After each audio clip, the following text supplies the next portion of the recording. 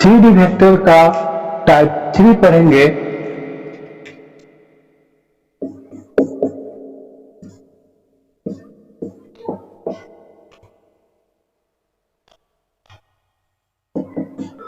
Type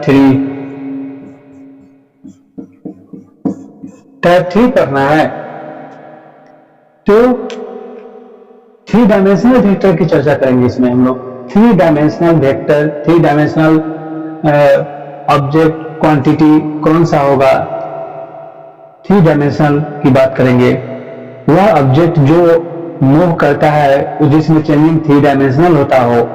किसी भी object में जो 3 डायमेंशनल चेंजिंग उसका पोजीशन होता हो, उसका पोजीशन 3 डायमेंशनली चेंज होता हो तो वो 3D वेक्टर कहलाता है। 3 डायमेंशनल चेंजिंग एक्स, वाई और जेड। जैसे आप देखे थे, क्या देखे? देखिए इधर में आपका एक्स होता है, इधर वाई होता है और ये जेड होता है ना। देखिए जेड एक्सिस होता है ना। ये क्या है? एक्स एक्सिस, ये वाई एक्सिस और ये जेड एक्सिस है। अगर कोई वेक्टर क्वांटिटी ऐसे हो, इसके बीच से हो ऐसे अगर कोई मूव कर रहा है, देखिए मेरे ब्लैक पेन की तरफ ध्यान रखिएगा।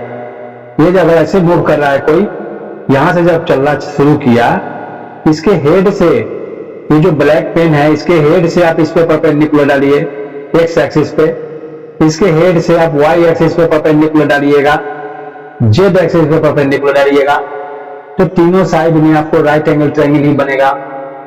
जब आप इसको आगे की ओर बढ़ाइएगा, मान लीजिए इसका पोजीशन इससे चेंज हो रहा है, तो ऐसे चेंज होने से क्या चेंज हो रहा है? एक्स, वाई और जेड तीनों एक्सिस चेंज हो रहा है ना।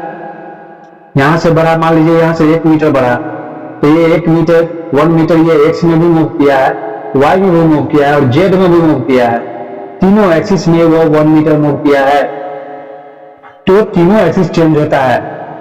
तो किसी ऑब्जेक्ट के ऐसा चेंजिंग, किसी ऑब्जेक्ट में ऐसा चेंजिंग जिसके कारण तीनों एक्सिस चेंज हो रहा हो इक्वली, तो उसे 3 डायमेंशनल चेंज कहा जाएगा। 3 डायमेंशनल चेंजिंग कहा जाएगा वो, ठीक ना। वो 3 डायमेंशनल पोजीशन हो या किसी भी टाइप का चेंजिंग हो, तो 3 डायमेंशनल चेंजिंग कहलाता है। तो ये 3 डायमेंशनल चेंज हम कैलकुलेट कैसे करेंगे, इसको कैलकुलेट कैसे किया जाएगा, ये हमें ध्यान देना है। तो 3 डायमेंशनल चेंजिंग जो होता है वो देखिए क्या होता है। 3 डायमेंशनल चेंज, तो इसे रिजल्टेंट बोला जाता है। तो जो 3 डायमेंशनल होता है इसे हम लोग रिजल्टेंट बोलते हैं।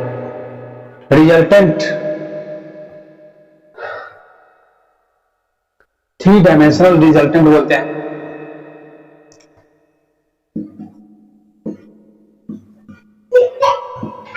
थ्री डायमेंशनल रिजल्टेंट इसको बोलते हैं।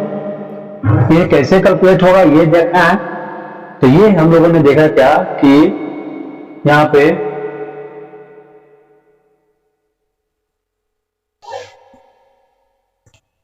देखिए ऐसा है, इसमें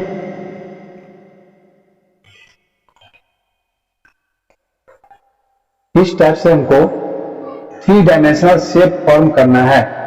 3 डायमेंशनल शेप फॉर्म करने का मतलब होता है आपका इसमें एक्स एक्सिस और वाई एक्सिस, जेड एक्सिस तीनों हो जाता है। ये एक्स एक्सिस है, इधर वाई एक्सिस है और इधर में ये जेड एक्सिस है। चलिए इसका पॉइंट का नाम लिखता हूं।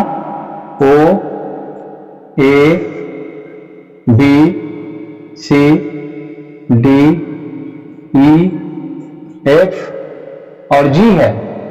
इस टाइप से पॉइंट का नाम है। ये जो एक्स एक्सिस के लॉन्ग है उसे आप रिप्रेजेंट करना है किस एक्सिस? ए से रिप्रेजेंट करना है और इसका डायरेक्शन आई कैप से रिप्रेजेंट कर दिल लिखते हैं ना। और जो वाई एक्सिस के लॉन्ग होता है उसे आप बी और जे कैप से लिखते हैं। और जो जेड एक्सिस के लॉन्ग होता है उसे हम लोग सी लिखते हैं और के कैप से डिनोट करते हैं। यही काम होता है। तो हमें 3 डायमेंशनल वेक्टर वह पॉइंट जिसका तीनों कोऑर्डिनेट होता हो, एक्स एक्सिस, वाई एक्सिस और जेड एक्सिस। आप खुद से आइडिया लगाइए। टाइप 1 में हम लोगों ने कोऑर्डिनेट लिखना सीखा था। तो टाइप 1 में लिखते समय आपको कौन सा ऐसा पॉइंट था जिसका तीनों कोऑर्डिनेट आया था? तो एक सी था। क्या ऐसा कोई दूसरा पॉइंट भी था? नहीं। सिर्फ एक ही पॉइंट होता है जिसका तीनों कोऑर्डिनेट रहता है, तीनों कोऑर्डिनेट, यानी इस पॉइंट का कोऑर्डिनेट अगर आप लिखने जाइएगा तो आपको ए बी सी मिलेगा। सी पॉइंट का कोऑर्डिनेट की बात करूं अगर मैं, तो आप क्या कहिएगा कि सर यहाँ पे ए बी और सी होगा। सी पॉइंट का कोऑर्डिनेट होगा ए बी सी, ठीक ना, समझ रहे हैं आप लोग? ए बी और सी होता है सी पॉइंट का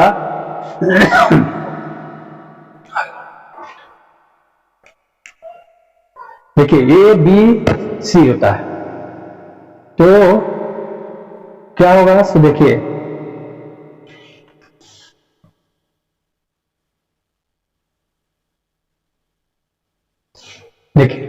तो A B C, C point का कोऑर्डिनेट हुआ। इसमें क्या, कौन सा? ये जब इसका तीनों कोऑर्डिनेट है, इसका मतलब ये तो इसका ओरिजिन है, ओरिजिन से हम इसे मिलाएंगे। यही है 3D वेक्टर, यही है रिजल्टेंट, 3 डायमेंशनल रिजल्टेंट यही है। ये वेक्टर आर ही हमें कैलकुलेट करना है, कैसे आएगा ये देखना है। ये क्या होता है, ये डायरेक्शन के साथ क्या होता है, मैग्नीट्यूड में क्या होता है, फिर ये एंगल कैसे फॉर्म करता है सारे एंगल एक्सिस के साथ, ये हमें देखना है। यहाँ क्या हो रहा है, तो इसके लिए हमें क्या करना है, हमें तो वेक्टर आर कैलकुलेट करना है। तो वेक्टर आर के लिए एक बात देखिए, ये जब वेक्टर क्वांटिटी है, इसका प्रत्येक साइड वेक्टर जैसा वर्क करेगा, वेक्टर जैसा काम करेगा। ये देखिए ओ ए क्या है, एक वेक्टर क्वांटिटी है, एक वेक्टर है। ये भी एक वेक्टर है, इसलिए मैं डायरेक्शन दिखाऊंगा, हेड दिखाएंगे, फिर इसका हेड इधर होगा, सारा साइड इसका वेक्टर है, तो हेड सारे साइड में दिखाएंगे। अब क्या, तो यहां से इसको आप मिला दीजिए, ए से सी को, ए से सी को हमने मिलाया है, ठीक ना, ए से सी को, यहां पे सी है, यहां पे मैं लिख देता हूं सी है। तो एक ट्रायंगल ओ ए सी में क्या लिखिएगा, इन ट्रायंगल ओ ए सी में जब ट्रायंगल लॉ ऑफ एडिशन से देखिए तो क्या होगा, कौन सा दो साइड इसका सेम ऑर्डर में है, ओ ए और ए सी।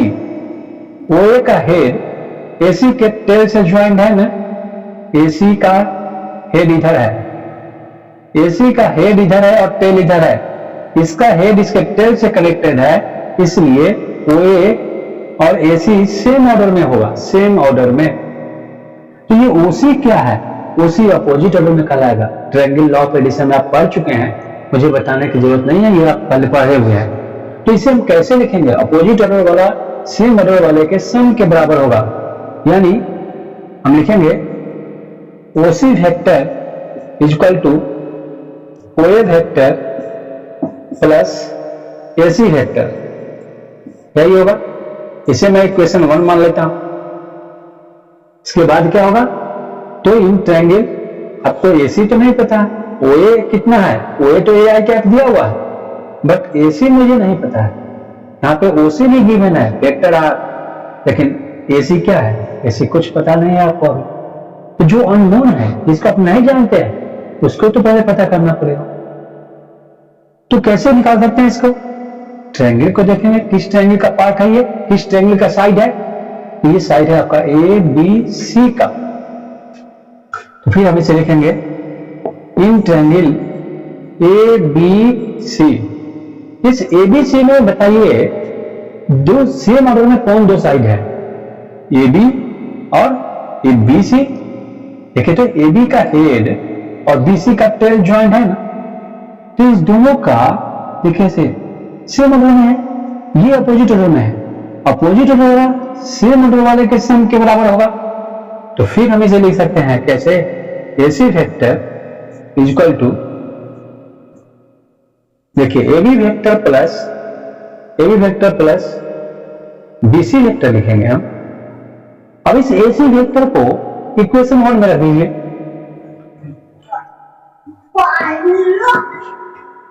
Putting AC vector in equation 1 equation 1 में जब आप AC वेक्टर इक्वल टू जो है उसके रख दीजिएगा तो हमें क्या मिलेगा, हमें मिलेगा है ना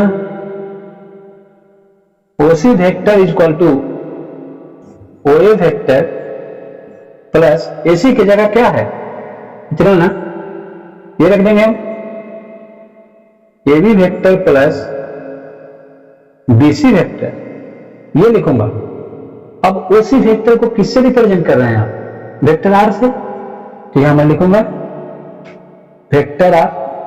OA वेक्टर को किससे लिखा है आप, देखिए OA वेक्टर को AI कैप से, इसे ऐसे लिख दीजिए आप AI कैप, AI कैप, आई कैप तो डायरेक्शन शो कर नहीं रहा, ये ऐसा वेक्टर है, वेक्टर जब आप सिंबल दिया है तो आई कैप दिखाना पड़ेगा आपको, फिर प्लस होगा।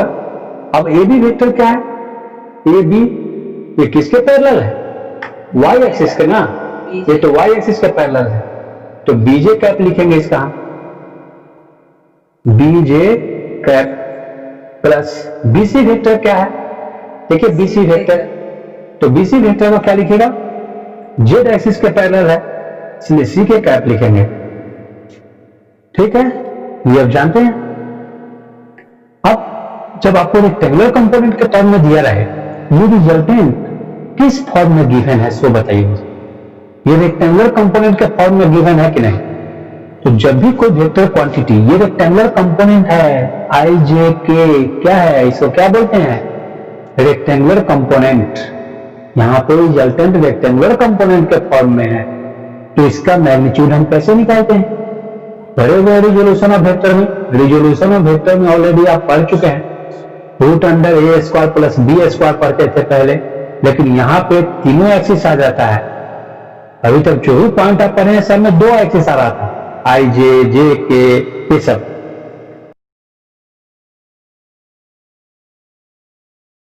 लेकिन यहां पे आपका तीनों एक्सिस आएगा IJ और K, तो R का इसका मैग्नीट्यूड निकालेंगे, here resultant vector R is in the form of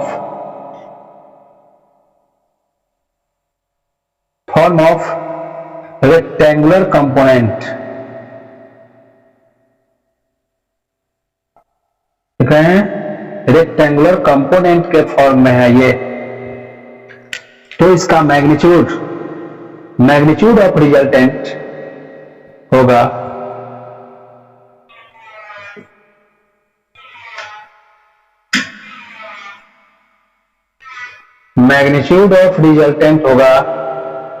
R का मोड इक्वल टू √, क्या लिखेगा A² plus B² plus C²,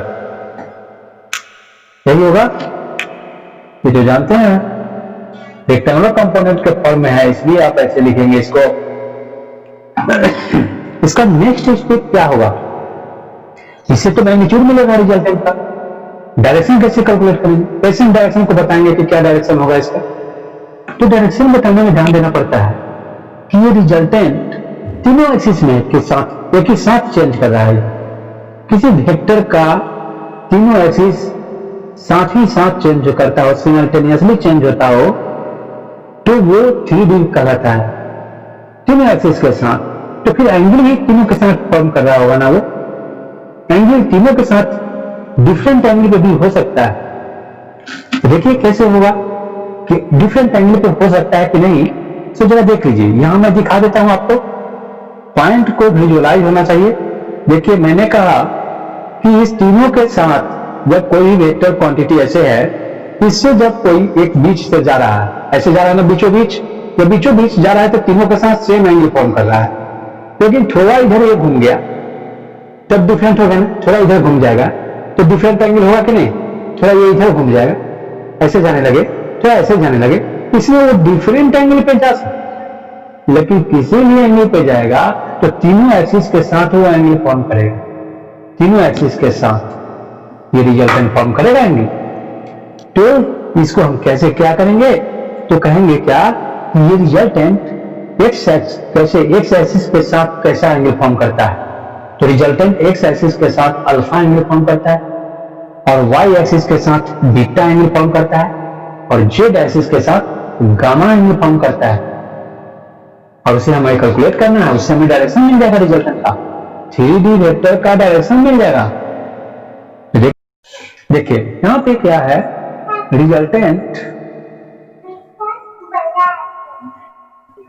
resultant makes alpha angle with x axis, alpha angle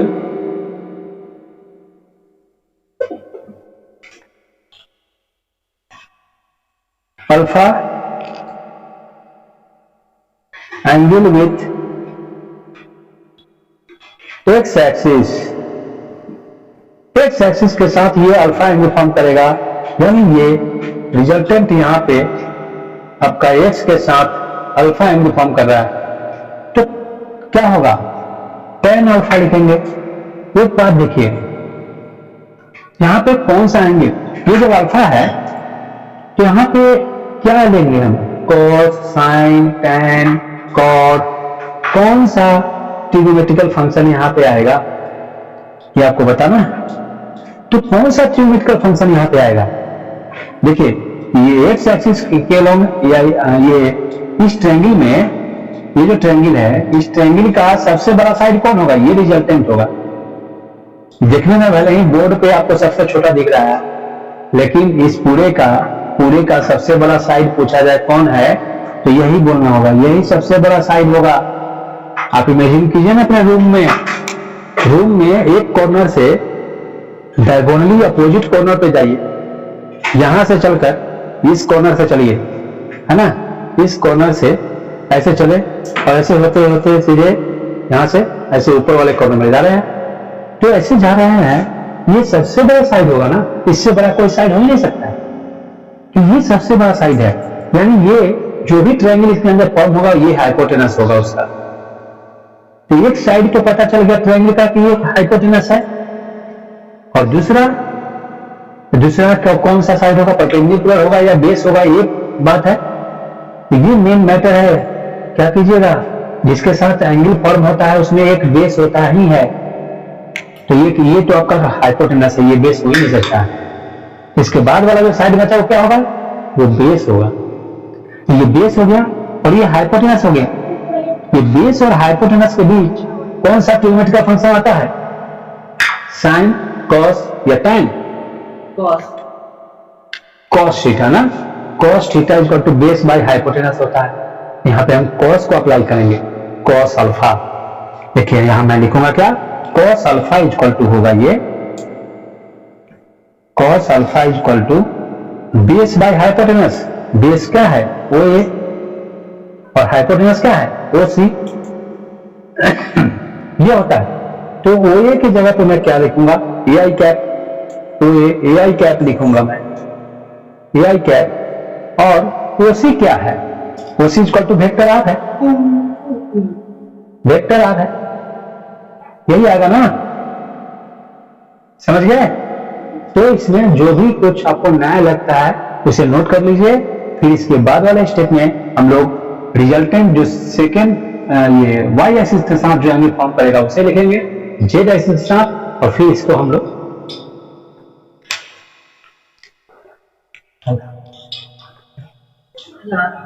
ठीक।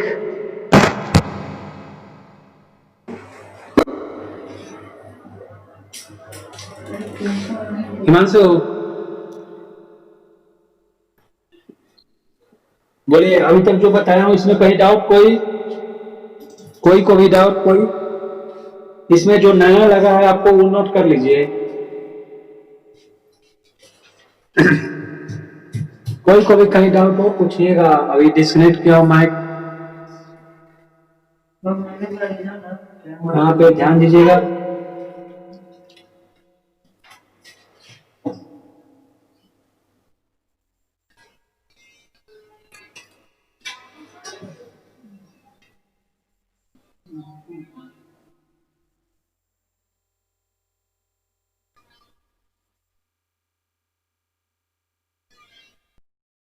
देखिए इस 3D वेक्टर में आप यही देखे ना कि रिजल्टेंट जो है ये 3 डायमेंशनल है। 3 डायमेंशनल पूरे में एक ही है, एक ही साइड ऐसा है जिसका तीनों एक्सिस के अलोंग एक ही साथ चेंज होता है ना। तो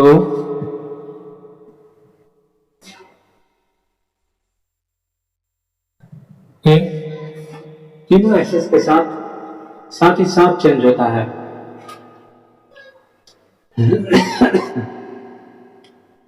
इसमें एक लाइन ध्यान कीजिएगा तो लिख दीजिएगा ए वेक्टर, इसका definition A vector which moves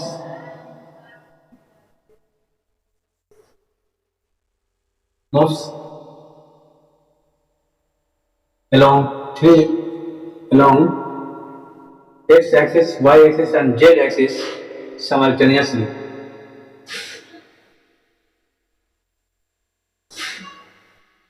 Along x axis comma y axis and z axis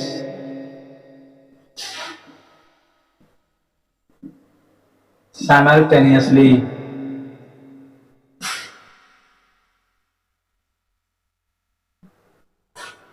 है ना।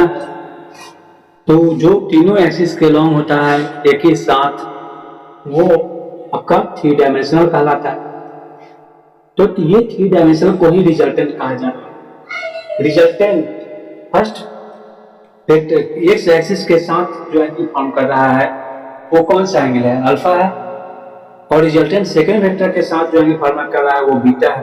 तो कॉस अल्फा कैसे आप निकालें, यहाँ कॉस अल्फा में देखिए ये क्या होगा, ये तो इसका बेस है, ये जो साइड है इसका बेस है, और ये इसका हाइपोटेनस होगा, सबसे बड़ा साइड है। राइट एंगल ट्रायंगल में सबसे बड़ा साइड है, एक होता है ना हाइपोटेनस कहलाता है, और दूसरा बेस कहलाता है जिसके साथ एंगल बनता है। ये रिजल्टेंट, ये तो आपका हाइपोटेनस होगा और इसके साथ एंगल फॉर्म कर रहा है तो ये बेस होगा। तो इसमें सिर्फ जो साइड जो गिवन है, दो साइड के बीच जो एंगल है उसमें एक बेस है और एक हाइपोटेनस है। तो बेस और हाइपोटेनस के बीच हम कॉस थीटा को ही यूज कर सकते हैं, इसीलिए यहाँ लिखा गया कॉस अल्फा। टैन से साइन ये सब यूज नहीं कर सकते। Cos alpha equal to O A by O C. तो इसे हम A I cap by R लिख सकते हैं। ओ ए का क्या है, ए आई कैप, और ओ सी क्या है, आर है। तो ए आई कैप बाई आर लिखेंगे, अल्फा ये लिखेंगे, और इसी को एल से भी रिप्रेजेंट किया जाता है। लेकिन जब ये रिजल्टेंट बीटा एंगल फॉर्म करता है वाई एक्सिस के साथ, ये रिजल्टेंट वाई एक्सिस के साथ कौन सा एंगल फॉर्म करेगा, तो बीटा एंगल पे रहेगा। सेम एंगल नहीं रहता है, डिफरेंट एंगल हो जाता है।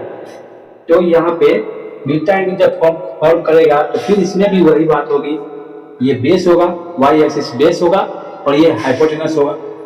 तो बेस और हाइपोटेनस का यूज करके फिर cos बीटा यूज करेंगे। cos बीटा को लिखेंगे cos beta equal to OG by OC लिखेंगे, ओजी बाई ओसी। ओजी क्या है, BJ cap by R, BJ cap upon इतना लिखेंगे जिसे एम से रिप्रेजेंट करता है, एम स्मॉल एम से। अब आइए कि ये रिजल्टेंट से ये थर्ड एक्सिस के साथ, जेड एक्सिस के साथ कौन सा एंगल फॉर्म करता है। ये रिजल्टेंट जेड एक्सिस के साथ जो है, ये ऐसे देख लीजिए, ये देखा ना, ये यहां से जेड एक्सिस के साथ गामा एंगल फॉर्म करता है, गामा, ठीक ना। ये आर जो है वो तो ऐसे ना है, ऐसे है।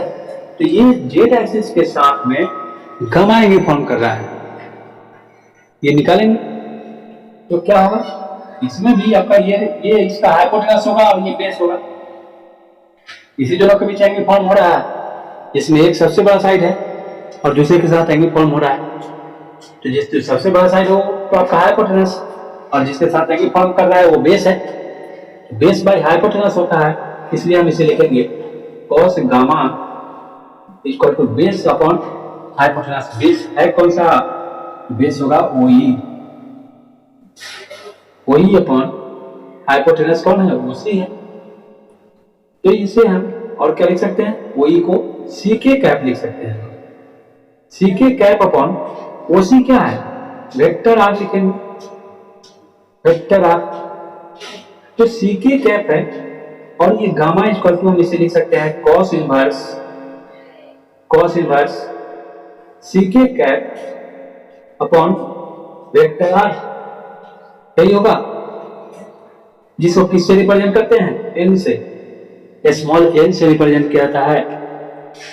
चलिए इसे नोट कर लीजिए सभी लोग। कहीं भी कोई डाउट हो पूछिए, सभी कोई भी पूछ सकते हैं, पूछिए, नहीं डाउट हो लिख लीजिए।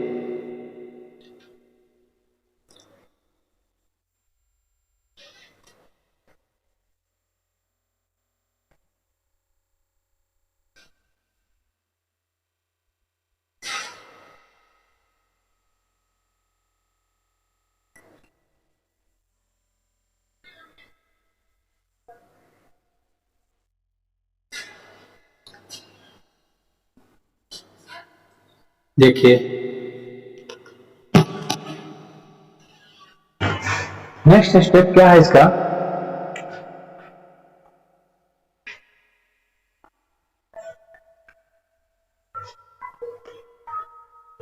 है तो cos अल्फा, cos बीटा और cos गामा हम लोगों ने देखा है कि cos अल्फा, cos बीटा और cos गामा क्या होता है, ये हो गया। इसका नेक्स्ट स्टेप होता है क्या कि एक रिलेशन निकाला गया, cos अल्फा, cos बीटा और cos गामा के बीच एक रिलेशन निकलता है।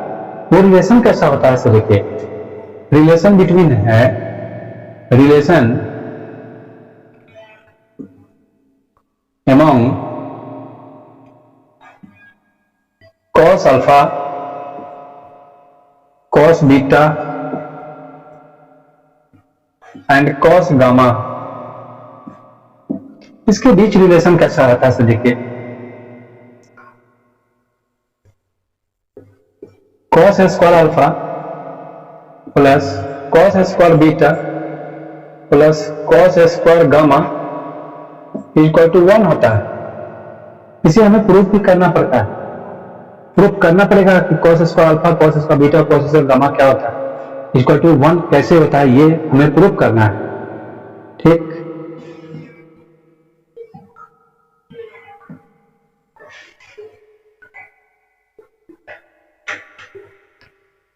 देखिए क्या होगा, इसे कैसे प्रूफ करेंगे। cos अल्फा को आपने क्या कहा था, m, इसे हम m square plus, sorry cos alpha को l कहा गया था, l, इसे कहेंगे हम l square plus m square plus n square equal to 1 भी होता है। इस एलिमेंट, इसे क्या कहते हैं, डायरेक्शन कोसाइंस कहते हैं, direction cosines is cos alpha, cos beta and cos gamma are called direction cosines।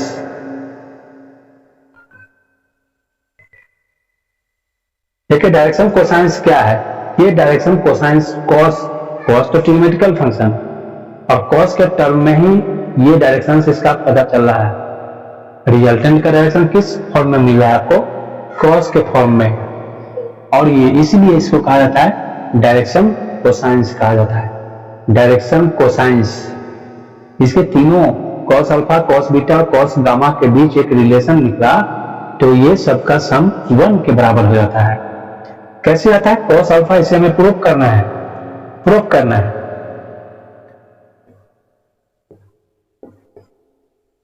Proof that, तो कैसे, cos अल्फा इक्वल टू क्या हुआ था, ai cap plus vector R, वो मैं लिखूंगा cos स्क्वायर अल्फा की जगह पे क्या लिखूंगा मैं, ai cap plus vector R का whole square plus dj cap upon vector R का होल स्क्वायर, फिर क्या लिखिएगा C K cap upon vector R का होल स्क्वायर। लिख सकते हैं, बिल्कुल लिख सकते हैं। यहाँ पे ये किस साइड वाले को मैंने लिया है, लेफ्ट साइड वाले को, तो आप LHS लिख सकते हैं आप इसको। LHS equal to, LHS means क्या होगा, लेफ्ट हैंड साइड, है ना। तो लेफ्ट हैंड साइड में हम लोग इसे लिख रहे हैं, लेफ्ट हैंड साइड में इस साइड वाले को cos अल्फा कितना था, AI cap upon R, BJ cap upon R और C k cap upon R है। ठीक, हमने लिख दिया, इसका वैल्यू पुट कर दिया। हमें 1 लाना है, लाना क्या है, 1 है। cos अल्फा में पहले ही प्रूफ कर हम लोग ला चुके हैं कि AI कैप अपॉन आर होगा, ये नया नहीं है, पहले जो आप लिखे हैं उसी को लिखा गया है। अब इसके अगला आगे का काम क्या कीजिएगा, एलसीएम ले लेंगे सबका। एलसीएम इसका क्या होगा, सबका कॉमन डिनोमिनेटर सेम है, तो एलसीएम इसका क्या होगा, आर। यहां पे एलसीएम इसका हो जाएगा आर, लेकिन इसको ब्रैकेट के अंदर ही रखेंगे। तो ऊपर क्या होगा, AI cap plus BJ cap plus C k cap का होल स्क्वायर हो जाएगा, यही आएगा ना। अब देखिए इसके बाद वाले स्टेप में क्या होगा, वेक्टर आर इक्वल टू क्या होता है, वेक्टर आर इक्वल टू हम लोगों ने क्या प्रूव किया है, vector R equal to AI cap plus BJ cap plus C k cap होता है। क्या मैं इसे इसमें रख सकता हूं, इसको जब मैं इसमें नीचे की ओर वेक्टर आर की जगह पे रख दूंगा तो दोनों सेम हो जाएगा ना। आफ्टर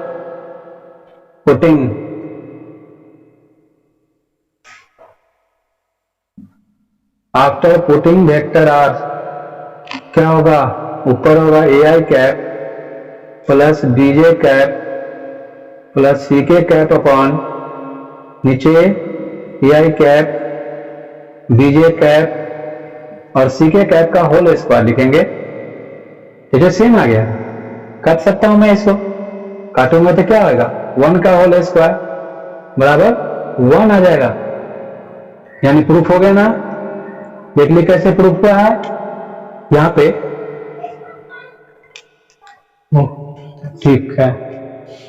यहां पे क्या लिखिएगा, फाइनल क्या प्रूफ हो गया, cos square alpha plus cos square beta plus cos square gamma equal to 1 होता है, ये प्रूफ हो गया। ठीक, कहीं भी कोई को डाउट होगा मुझसे पूछेगा अभी, ठीक ना।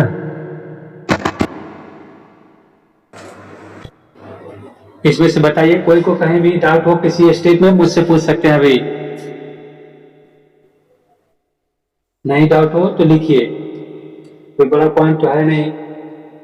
cos अल्फा के जगह पे यहाँ रखा हमने cos beta cos gamma whole square किया, यहाँ पे r का वैल्यू r जो आया ना ये, इसको रखा तो कट जाएगा, 1 आ जाता है। ये रिलेशन आ जाता है इसके बीच, तीनों एंगल के बीच जो इसका रिलेशन होता है वो यही आता है। नोट कर लीजिए इसे।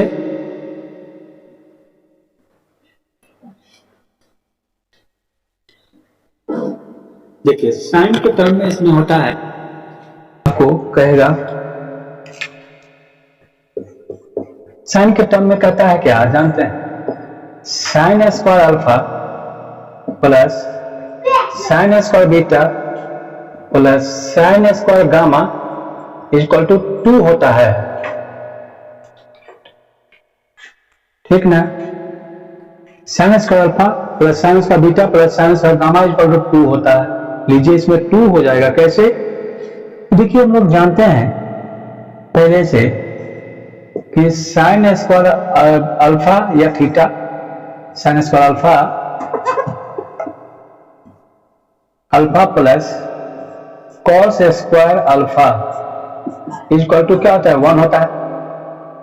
तो इसमें अगर मैं कॉस स्क्वायर अल्फा निकालना चाहता हूं, cos square alpha equal to लिखने के लिए क्या लिखेगा, 1 माइनस साइन स्क्वायर अल्फा लिखिएगा ना। तो आपके पास फॉर्मूला पहले से प्रीवियस नॉलेज आपके पास क्या है, ये ना, cos square alpha plus cos square beta और plus cos square gamma equal to 1 होता है, ये आप जानते हैं, तो इसी का नहीं यूज कीजिएगा और उसके अनुसार इस पे सोचिएगा कि ये कैसे आएगा। तो क्या कीजिएगा, इसके लिए सबके लिए रख दीजिए, इसको यूज करेंगे। ये जो फॉर्मूला आया है इसी को यूज करेंगे। कॉस स्क्वायर अल्फा के बदले में क्या लिखूंगा, 1 माइनस साइन स्क्वायर अल्फा, और यहां क्या लिखिएगा 1 minus sine square beta plus 1 minus sine square gamma equal to 1 होगा। अब इसको ऐड कीजिए, नंबर को नंबर के पास, इस 1 के पहले प्लस है, इस 1 के पहले प्लस है, 1 1 2 1 3 हो जाएगा, और माइनस वाले को एक जगह sine square alpha minus sine square beta minus sine square gamma equal to 1 होगा। जितना माइनस वाला इस साइड है उसको उस साइड ले जाइए और 1 को इस साइड लेकर आ जाइए, तो सारे माइनस वाले को उस साइड ले जाएंगे तो उससे पहले प्लस हो जाएगा।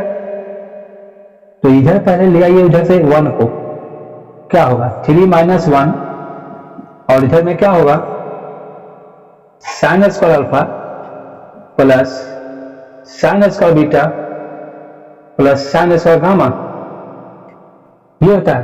तो क्या हो गया, ये 2 आ जाएगा ना, 2 is equal to sine square alpha plus sine square beta plus sine square gamma हो जाता है।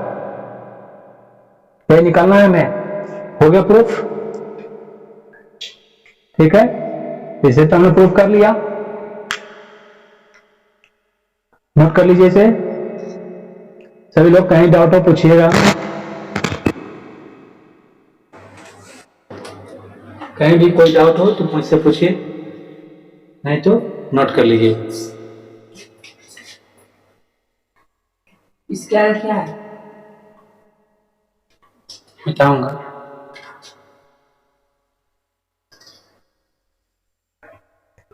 देखिए नेक्स्ट और लास्ट कंसेप्ट से तुम भी लिखना, नहीं समझा? साइन स्क्वायर अल्फा यहाँ पे मेन है ना, ये यही ना मेन फॉर्मूला है। साइन स्क्वायर अल्फा की जगह हम 1 minus cos sine square alpha लिख, कॉस स्क्वायर अल्फा की जगह इतना लिख सकते हैं, कॉस स्क्वायर बीटा की जगह इतना लिख सकते हैं, ये लिख सकते हैं। जिसके जिसके पहले माइनस है उसको हम उस साइड ले जाएंगे और सारे प्लस वाले को एक जगह जोड़ दिया, 1 2 3, 3 माइनस इतना माइनस इतना माइनस इतना इक्वल टू 1 होगा। अब तुम इस सबको उधर ले जाओ, इसको पहले उधर ले जाओगे तो माइनस प्लस में कन्वर्ट होगा, और ये क्या होगा 1 को इधर ले आया, 2 इज इक्वल टू दिस, समझा?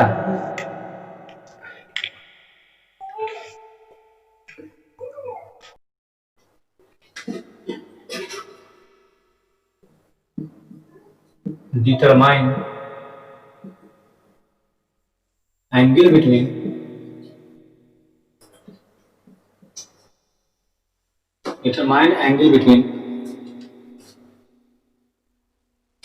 two vectors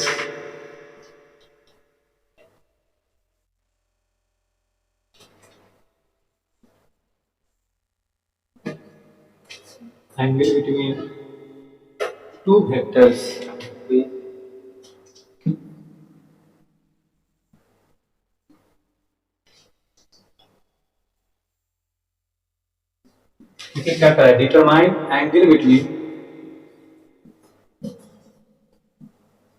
two vectors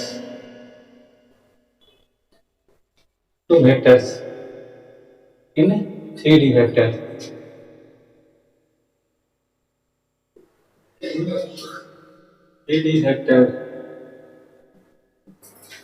3D vector में क्या करेंगे तो देखिए, इस टाइप से आपका फिगर है, यही है, ध्यान रखिएगा। ऐसे फिगर बनाया जा रहा है, देखिए मैं किस कॉर्नर से लिया हूं, इसे वही आपको भी रखना है। ऐसे किसी भी कॉर्नर से आप बना, लेकिन मैं जो अभी बना रहा हूँ उसी को वही से बनाइएगा। वाई एक्सिस ऐसे ही है, किसी भी शेप के लिए सुटेबल चाहिए। एक्स वाई और जेड है, एप्लीकेबल है। इसमें हम लोग क्या नाम लिख रहे हैं, तो देखिए ओ A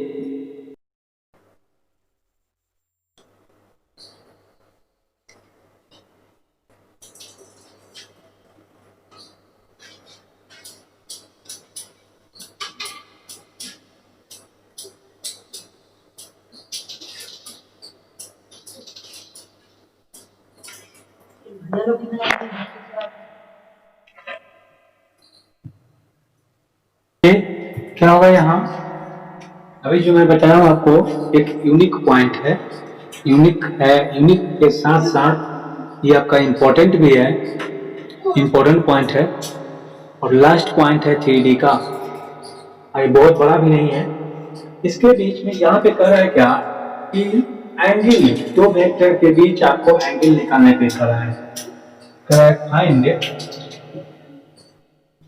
angle between two vectors bye dot product. Dot product से ही निकलेगा, ये कहेगा नहीं, आपको ऐसे निकालना होगा। दो वेक्टर के बीच एंगल निकालना है।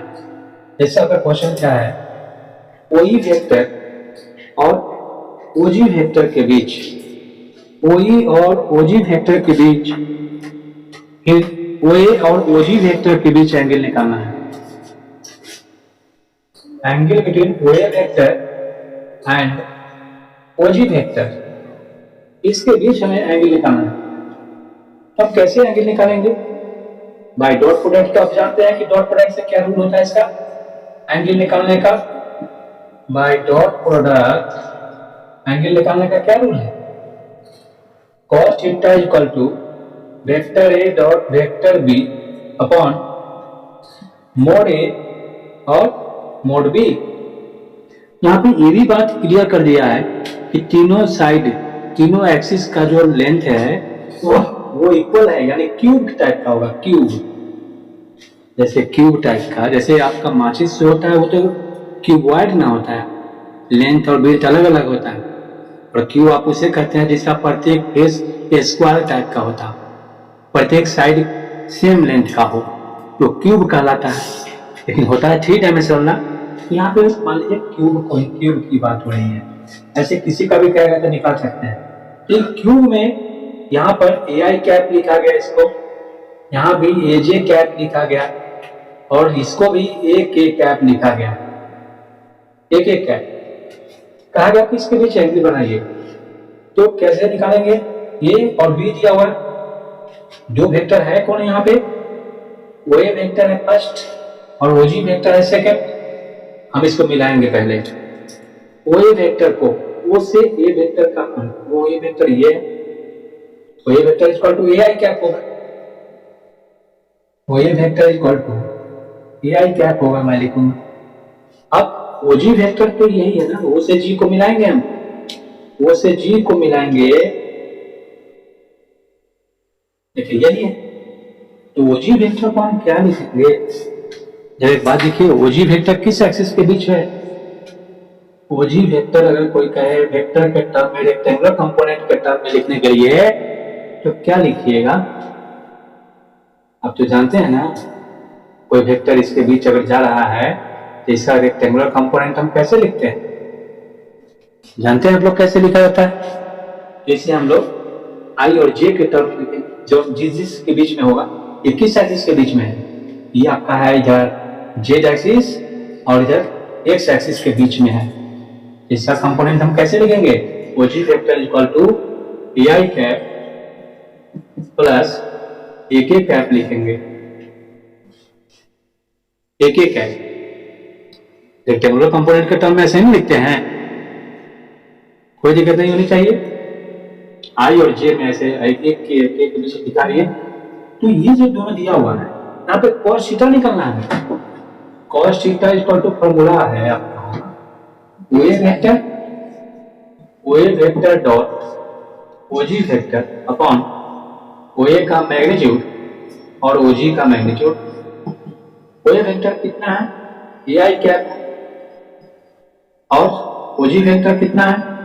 तो ए I cap plus A K cap है, और वो ये वेक्टर क्या है, तो ये वेक्टर का मैग्नीट्यूड लिखेंगे हम। ये तो ये है ए आई कैप है, तो ए आई कैप का मैग्नीट्यूड क्या होगा, ओनली ए होगा ना, ओनली ए।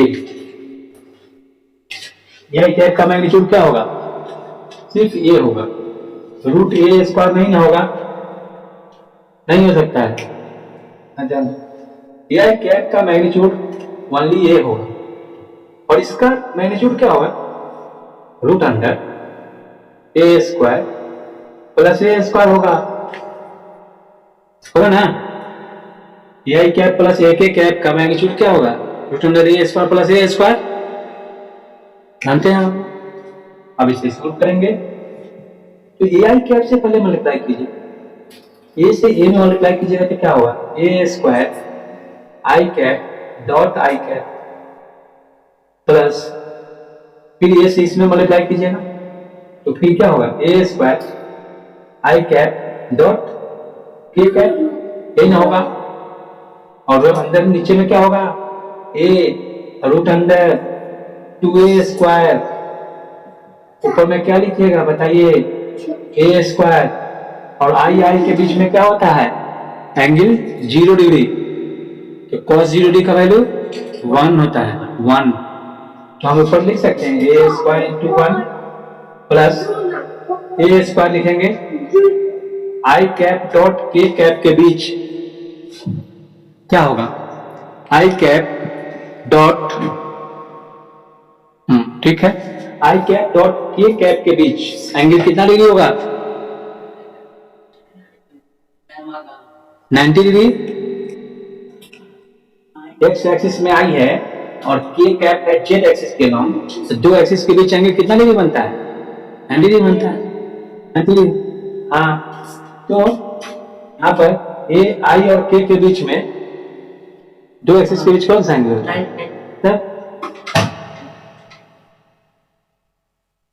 तो ये 90 डिग्री है, cos 90 डिग्री का वैल्यू 0, ये टर्म 0 हो जाएगा। अब यहाँ नीचे में क्या लिखेगा इसको, a इंटू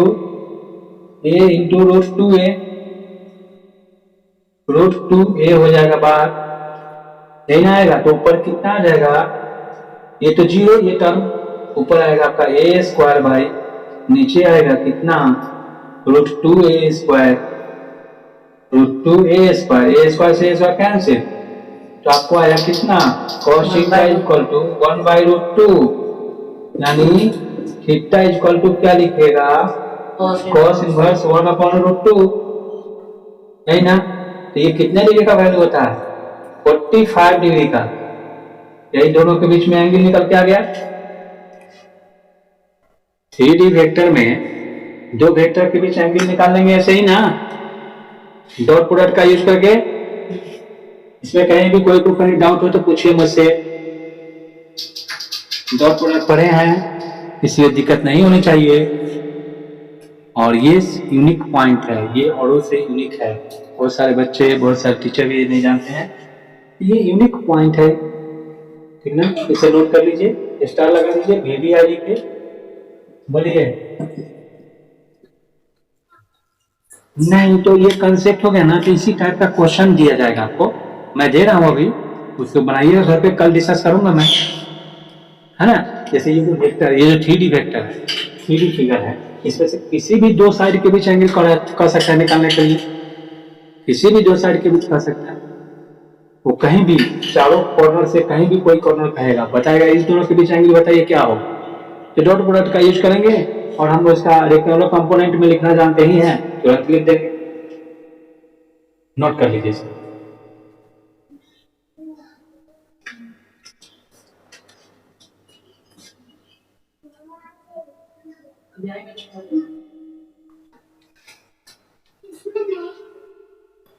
यही क्वेश्चन आपको दिया गया है, angle between OB vector and OE vector के बीच एंगल निकालना है, फिर OB vector and OD vector के बीच एंगल निकालना है, उसके बाद EB vector and EG vector के बीच एंगल निकालना है।